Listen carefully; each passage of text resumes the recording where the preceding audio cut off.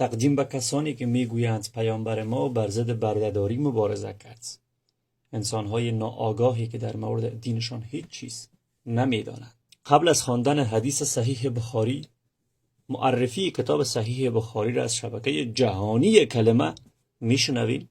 صحیح بخاری اولین کتابی است که فقط احادیث صحیح در آن گنجانده شده است.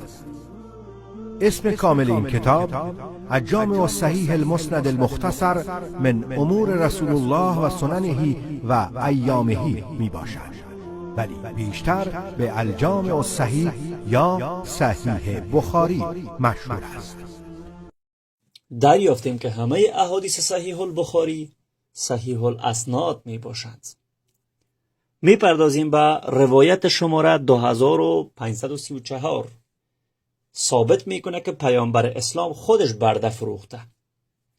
از جابر ابن عبدالله روایت است که گفت مردی از ما برده خیش را پس از مرگ خیش آزاد کرد، اما پیامبر آن برده را فرا خواند و او را فروخت. جابر گفته است آن برده در سال اول مرد.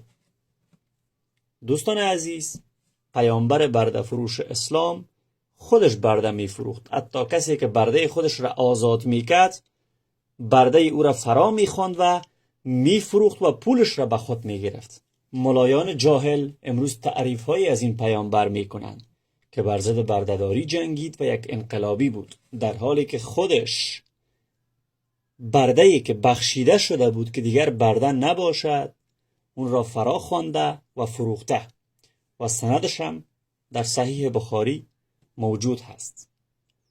پس پیامبر اسلام بردهداری را مقدس ساخته. بر علاوه اینکه مبارزه در برابر بردهداری نکرده، این بردهداری را جواز مقدس الهی داده. با امید تفکر و خرد.